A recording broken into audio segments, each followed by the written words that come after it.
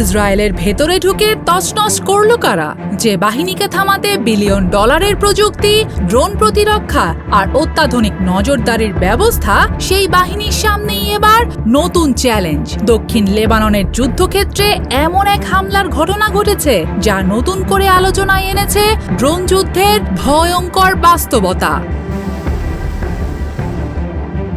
ভোরের আলো ফোটার আগেই সীমান্তবর্তী তেবনিন অঞ্চলের কাছে ইসরায়েলি সেনাদের একটি ইউনিট নিজেদের ঘাঁটিতে টহল দিচ্ছিল।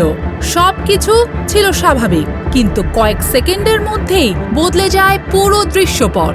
আকাশ থেকে নেমে আসে বিস্ফোরক বহনকারী ড্রোন, সরাসরি আঘাত হানে প্রধান ঘাঁটিতে। বিস্ফোরণের শব্দে কেঁপে ওঠে পুরো এলাকা। ইসরায়েলি সামরিক সূত্র জানায়, এই সংঘর্ষে রিজার্ভ সেনা আলেকজান্ডার ফিলিন নিহত হন। উচ্চপদস্থ কর্মকর্তা সহ আহত হন আরও 7 জন। এখানেই শেষ নয়। প্রথম বিস্ফোরণের পর যখন উদ্ধারকারী দল ঘটনাস্থলে পৌঁছায়, তখন শুরু হয় দ্বিতীয় ধাপ। প্রতিপক্ষের কৌশল ছিল আরও ভয়ঙ্কর। রেস্কিউ টিম এগিয়ে আসার মুহূর্তে আর একটি বিস্ফোরক ড্রোন তাদের লক্ষ্য করে হামলা চালায়। অর্থাৎ প্রথম আঘাতের পর দ্বিতীয় আঘাত, যাকে সামরিক ভাষায় বলা হয় ডাবল এমবুশ। ফলে আহতের সংখ্যা আরও বাড়তে থাকে। ইসরায়েলি সংবাদ মাধ্যম বলছে, কয়েকজন সেনার অবস্থা গুরুতর ছিল। তাদের হেলিকপ্টারে করে হাসপাতালে নেওয়া হয়। একই সময় আরেক অভিযানে রাস্তার পাশে পেতে রাখা বিস্ফোরক দিয়ে একটি সামরিক ইউনিটকে লক্ষ্য করা হয়। ফলে সীমান্ত জুড়ে জারি হয় সতর্কতা। সেনাদের চলাচল সীমিত করা হয় আর গোটা উত্তর ফ্রন্টে বাড়ানো হয় নিরাপত্তা ব্যবস্থা। লেবাননে ইরানপন্থী সামরিক যোদ্ধাদের দাবি, তারা শুধু স্থলবাহিনী নয়, ড্রোন এবং সামরিক যানবাহনকেও ধারাবাহিকভাবে লক্ষ্যবস্তু করছে। অন্যদিকে ইসরায়েল বলছে, তারা দক্ষিণ লেবাননে অভিযান অব্যাহত রাখবে।